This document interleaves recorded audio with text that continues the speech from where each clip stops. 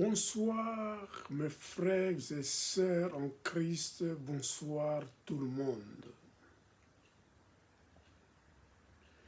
J'ai béni ce moment et j'ai béni la parole de Dieu. Je vous salue tout le monde, moi, le pasteur Kiamenga Mavakala les germes. J'avais commencé avec vous un grand thème sur le temps de la fin. Le premier sous-thème était l'enlèvement des croyants.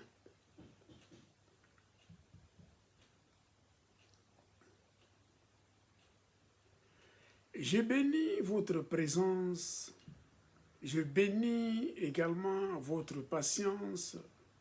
Soyez connectés pour comprendre qu'est-ce que c'est les temps de la fin. Aujourd'hui, comme je vous avais promis, je vous parlerai du sous-thème « Les tribunaux de Christ ».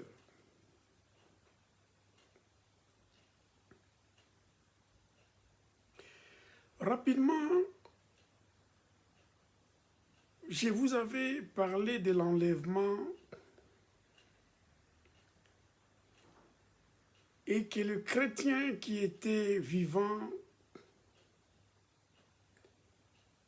était transmué et ceux qui étaient morts étaient ressuscités les premiers et tous ensemble, c'est le chrétien qui était vivant et ceux qui étaient ressuscités de mort, ensemble ils étaient montés à la nuée à la rencontre du Seigneur Jésus-Christ de Nazareth. Mais je vous avais dit également que d'abord les corps mortels devraient être transformés à un corps immortel. Et le corps qui était en chair charnelle, qui après la mort, la chair pourrait se putréfier, pourrait se décomposer, mais le corps des chrétiens qui seront élevés, enlevés au ciel,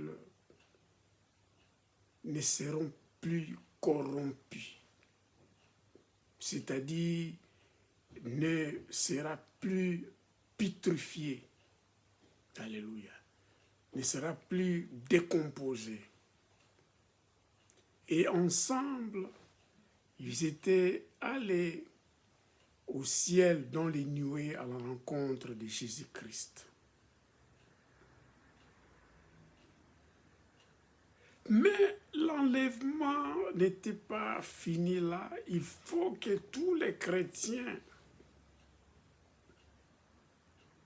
passent au tribunal du Christ.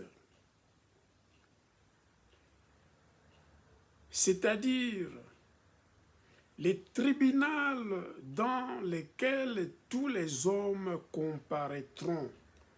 Dans Romains chapitre 14, verset 10. Cela veut dire les croyants ne seront pas jugés car Jésus-Christ avait déjà payé les prix de sa mort sur la croix et son sang était versé pour les chrétiens, pour ceux qui avaient cru en lui. Alléluia. Alors, comme Jésus avait déjà subi les jugements de Dieu à leur place à la croix, alors ils ne seront pas jugés. Cependant, leurs œuvres seront jugées afin qu'ils reçoivent la récompense de leur fidélité à notre Dieu. Alléluia. Donc, sans plus tarder, j'ai dit dans cette introduction, le tribunal de Dieu, c'est le tribunal devant lequel tous les hommes comparaîtront dans Romains 14 et 10. Mais le tribunal de Christ est particulier car cela se réfère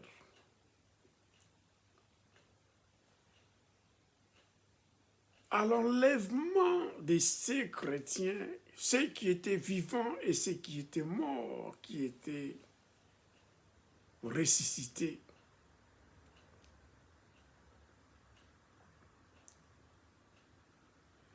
Et tous ceux qui sont vécus, qui ont vécu dans les péchés, ils apparaîtront devant les trônes blancs de Jésus-Christ. Alléluia. Il faut qu'il y ait cette différence.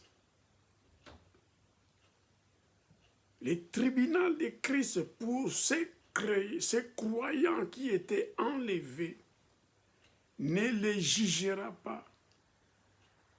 Seront seulement jugés par leurs œuvres afin qu'ils reçoivent la récompense. Mais ceux qui ont vécu dans le péché, eux, ils seront jugés, mais devant le trône, le grand trône blanc. Alléluia. Alors, le texte principal que je voulais vous lire, je commence à vous lire d'abord dans Jean chapitre 5, versets 28-29. D'ailleurs, c'était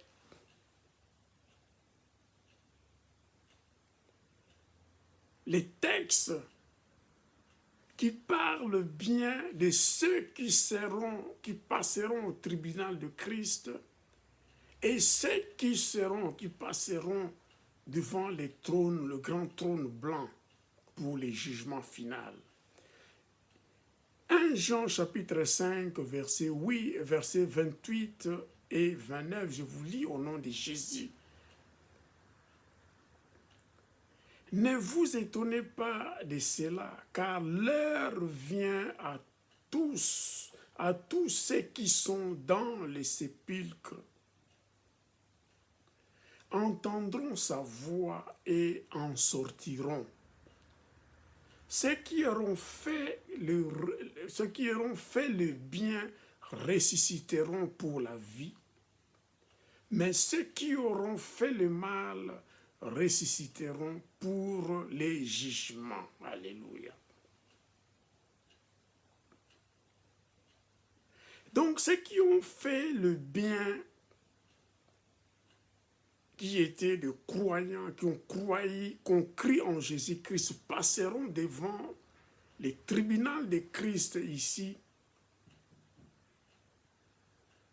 Ils ne seront pas jugés, mais leurs œuvres seulement seront jugées afin qu'ils reçoivent leur récompense qui est en relation avec leur fidélité à faire l'œuvre de Dieu. Alléluia.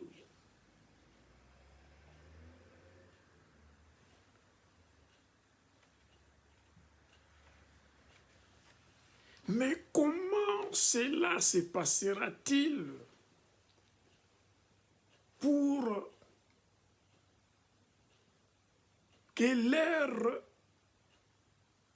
œuvres soient jugées, pour que les œuvres des croyants enlevés au ciel au jour de l'enlèvement, comment leurs œuvres seront-ils jugées? Alors cela, je vous lis la parole de Dieu qui nous parle ici dans 1 Corinthiens chapitre 3 du verset 11 jusqu'à 15. Ici, l'apôtre Paul nous fait voir, nous fait comprendre que pour recevoir la récompense de Christ,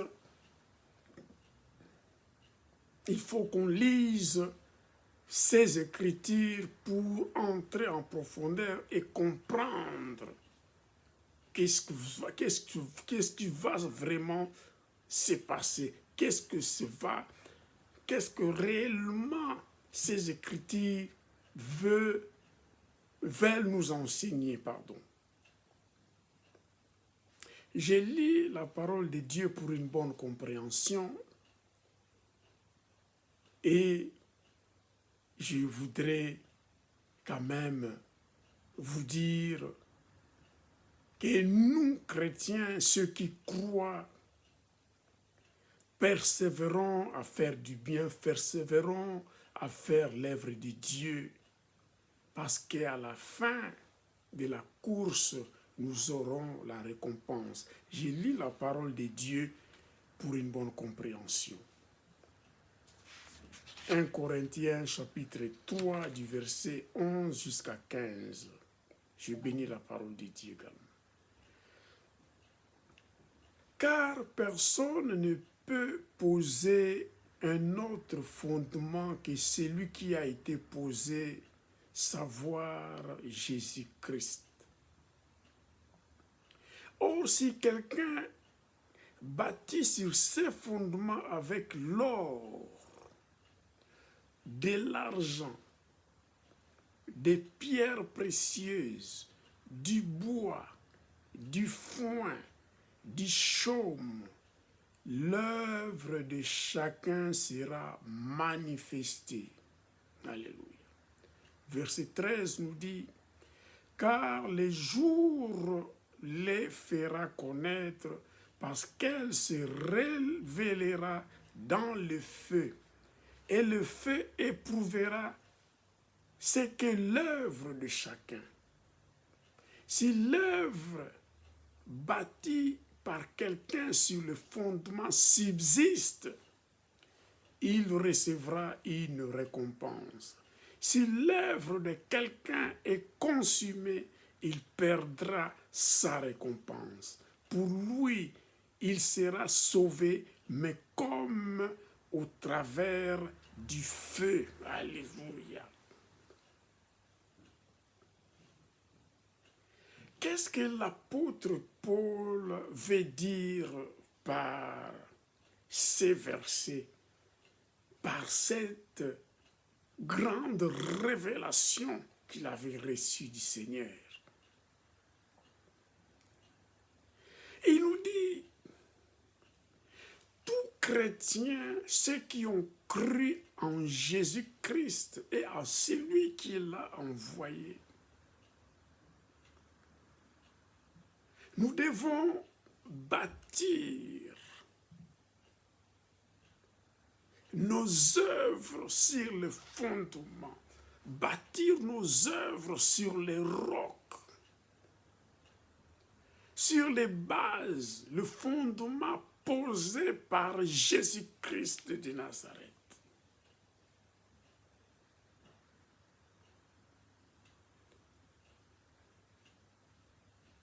Si nous tâtonnons, si nous bâtissons nos œuvres sur les sables,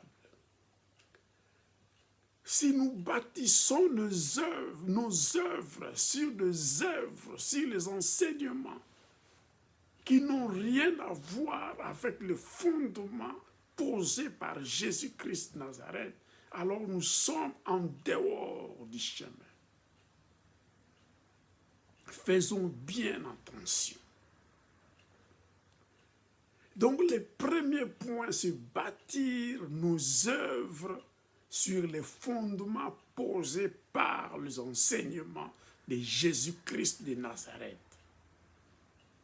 Je voulais dire également, et de ses apôtres. Alléluia.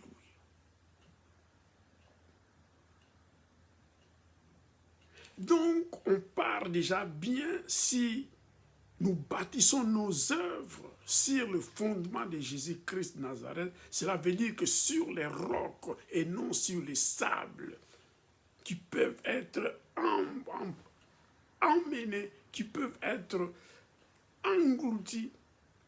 Mais si c'est bâti sur les rocs posés par Jésus-Christ, ces œuvres résisteront et ne failliront point. Alléluia.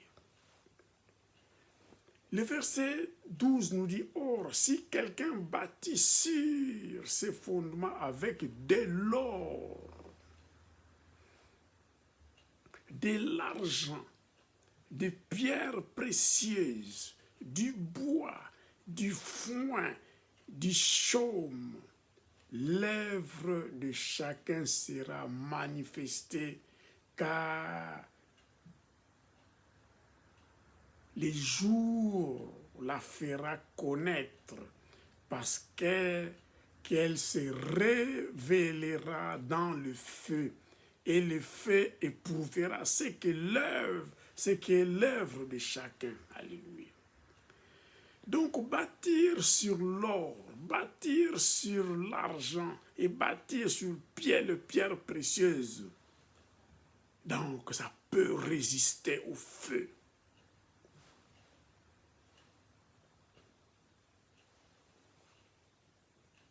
Alléluia. Donc prêcher la bonne nouvelle, évangéliser, bâtir les églises, faire l'œuvre de Dieu correctement, sans suivre de fausses doctrines, alors le fondement est basé sur les enseignements posés par Jésus-Christ Nazareth. Et nos œuvres sont posées bâties sur les rocs, alors même s'il y a le vent, même s'il y a les inondations, cette œuvre résistera. Alléluia. Alors nos œuvres seront prouvées par les feux. Alléluia. Et la Bible ici déclare dans le verset 14, si l'œuvre bâtie par quelqu'un sur le fondement subsiste, donc si ça résiste, ça reste intact, alors il recevra une récompense. Donc ces chrétiens-là, ces croyants-là, qui a produit des œuvres, qui ont résisté au feu, alors il recevra une récompense de la part de notre Seigneur Jésus-Christ de Nazareth. Alléluia.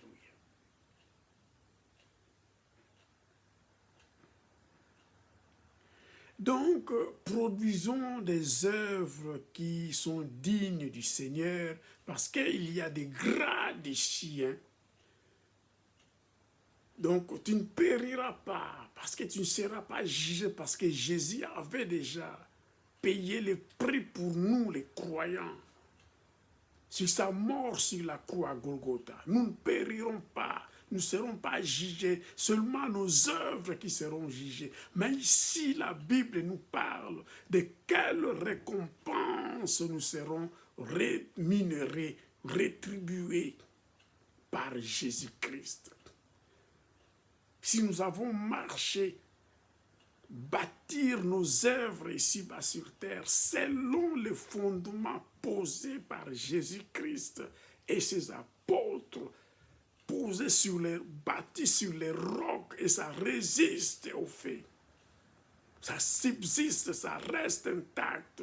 Alors tu seras nous serons récompensés. Alors faisons attention, nous croyants, l'œuvre de Dieu que nous faisons ici-bas sur terre,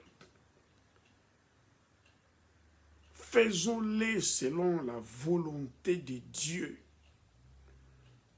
Si la Bible déclare dans l'évangile de Jean, produisez beaucoup de fruits. Donc si nous produisons beaucoup de fruits, l'exemple de l'apôtre Paul et tant d'autres, même actuellement, il y a des hommes de Dieu qui produisent beaucoup de fruits pour l'œuvre de Dieu. Alors quand ils passeront devant le tribunal de Christ. Le tribunal de Christ aura à éprouver nos œuvres par le feu pour voir si ça subsiste ou pas. Si ça subsiste, nous aurons la récompense. Alléluia, gloire à Jésus. Donc, je vais dire encore, les croyants ne seront pas jugés car Jésus-Christ a subi le jugement de Dieu à leur place à la croix. Cependant, leurs œuvres, nos œuvres seront jugées afin que nous recevions la récompense de notre fidélité pour l'œuvre de Dieu ici-bas sur terre. Alléluia. Pour cela, normalement, ces enseignements, ça devrait prendre même des jours. Mais j'ai choisi les Écritures rapidement afin que nous comprenions, afin que je sois aussi concise à ce que je vous enseigne pour comprendre étape par étape les temps de la fin. Alléluia. Sans plus tarder, je vous lis une autre écriture dans 1 Timothée, c'est toujours l'apôtre Paul, chapitre 4, du verset 7 et 8. Je vous lis la parole de Dieu au nom de Jésus.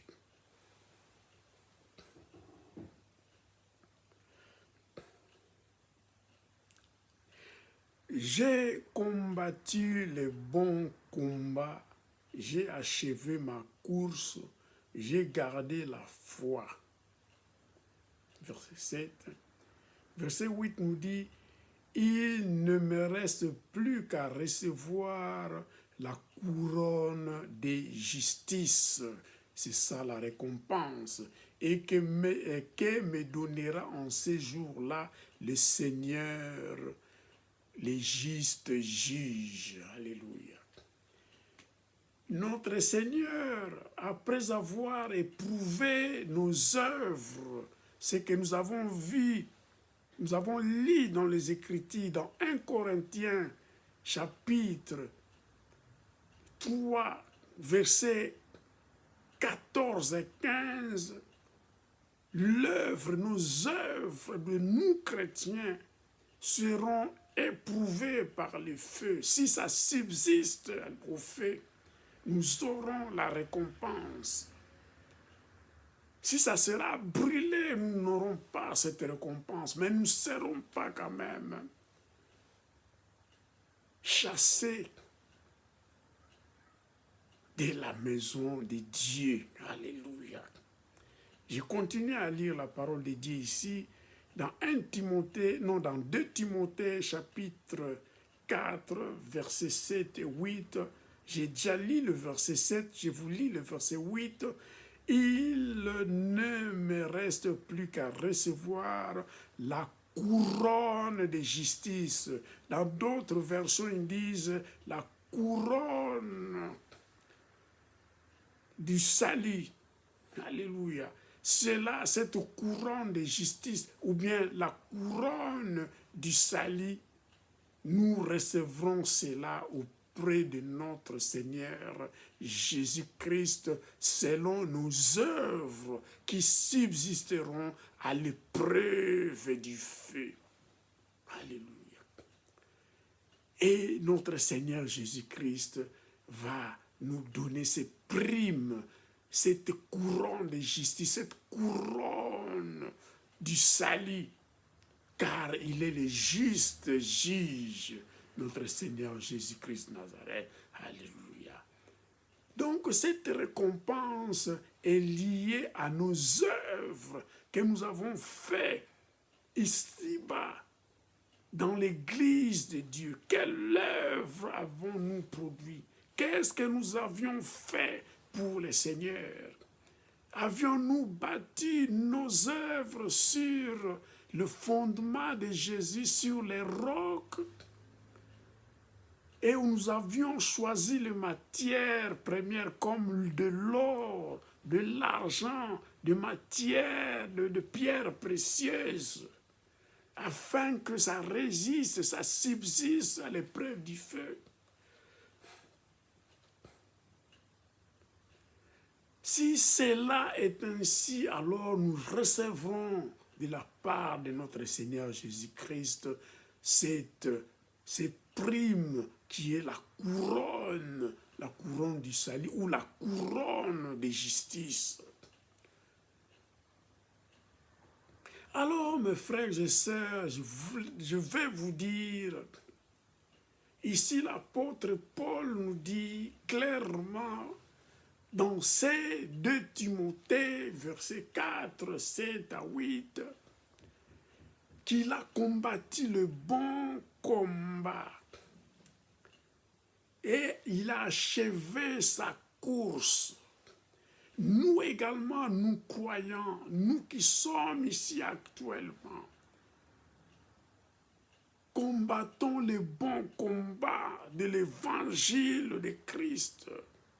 Faisons l'œuvre selon les fondements posés par Jésus-Christ et ses apôtres.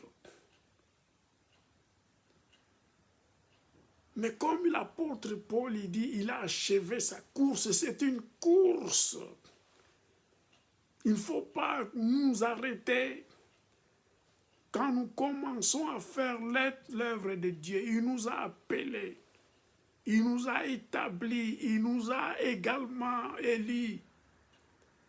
Il faut que nous soyons glorifiés avec lui à l'enlèvement et que nous soyons avec lui à des places, à des chambres, à des lieux qu'il avait déjà préparés pour nous au ciel, pour être éternellement avec lui au ciel. Alléluia.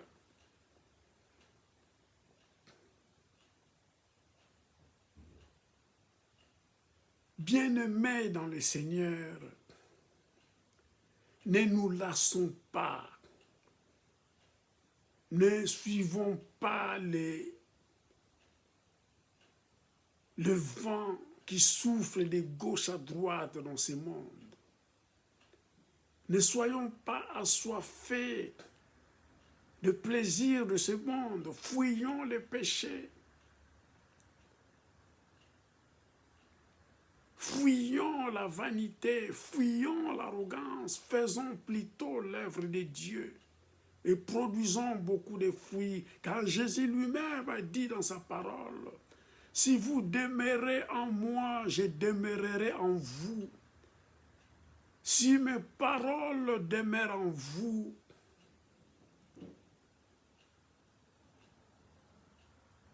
produisez beaucoup de fruits. » Alléluia. Produisons beaucoup de fruits aussi longtemps qu'il nous a appelés dans son champ de faire l'œuvre de Dieu. Pensons d'abord aux œuvres du ciel et toutes les autres choses nous seront ajoutées au-dessus. Alléluia.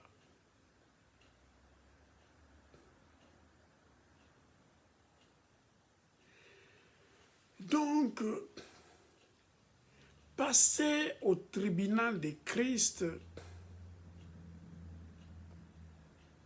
il faut être croyant, être en vie. Quand Jésus-Christ viendra nous prendre au ciel à la nuée, ou bien mourir étant chrétiens, et nous serons ressuscités des morts. Nos corps corruptibles seront transformés au corps incorruptible. Et nos corps mortels seront transformés en corps immortels. Alors, nous croyants qui étaient vivants à l'avènement de Christ et le mort ressuscité, nous, le corps ressuscité, seront ressuscités, leurs corps corruptifs seront transformés en l'incorruptible et le corps mortel sera transformé au corps immortel. Alors, nous irons au tribunal de Christ. Là, nous ne serons pas jugés en tant que tels, car nous avons fait le bon combat et nous sommes arrivés au terme de la course. Nous sommes enlevés au ciel et nous sommes déjà sauvés. Mais ici, l'apôtre Paul, il nous parle de la récompense, de quelle œuvre nous avions produit ici-bas sur terre. C'est bien si c'était sur le fondement de Christ, l'enseignement de Christ. Mais quelle est la matière que tu as utilisée? Est-ce que tu as produit beaucoup de fruits? Tu as bâti sur de l'or, sur de l'argent, tu l'as bâti sur des pierres précieuses, ou bien tu as bâti ta maison, l'œuvre de Dieu sur la paille, qui sera brûlée à l'épreuve du feu. Alors, ceux qui ont produit peu, leurs œuvres seront brûlées par l'épreuve du feu.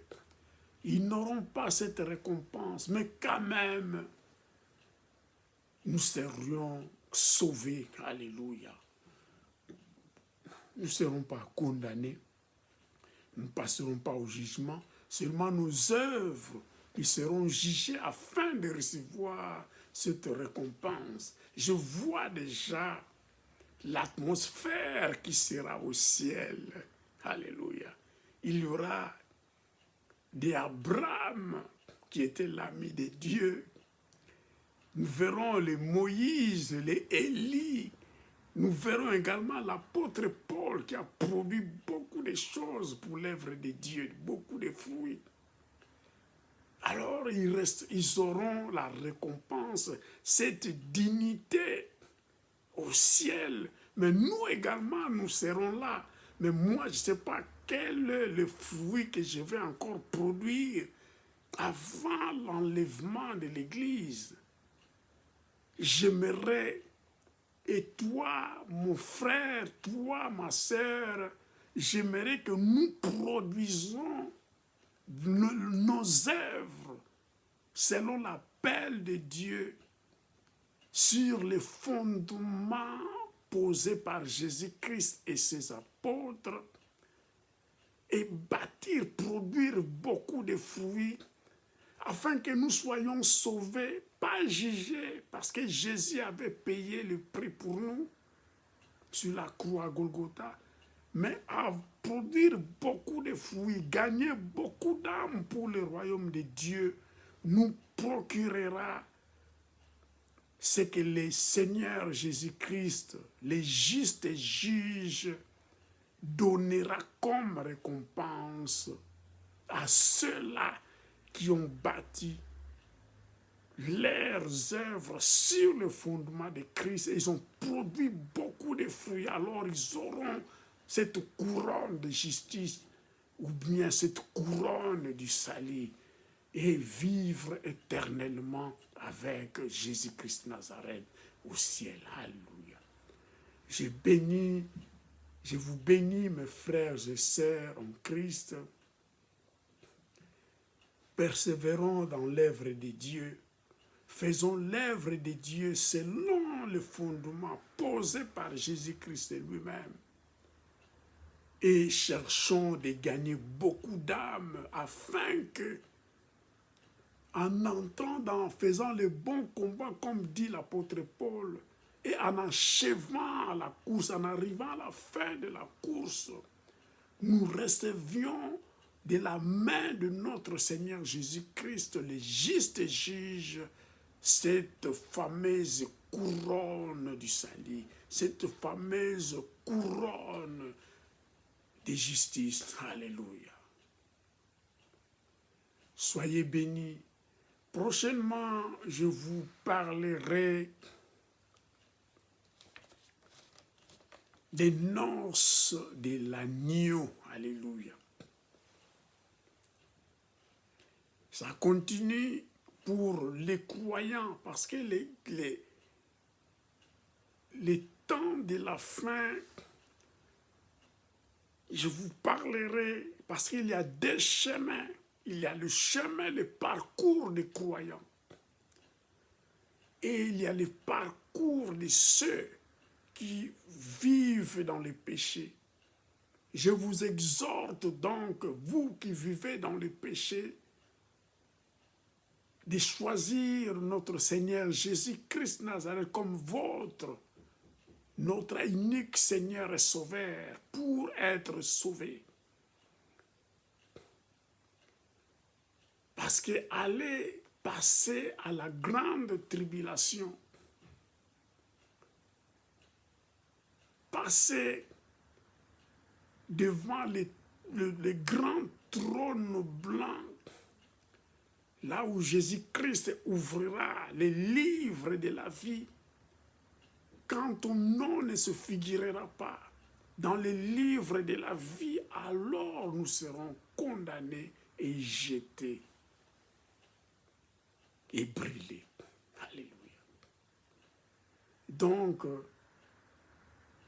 nous chrétiens continuons, persévérons à faire l'œuvre de Dieu et arrivons jusqu'au bout de la course.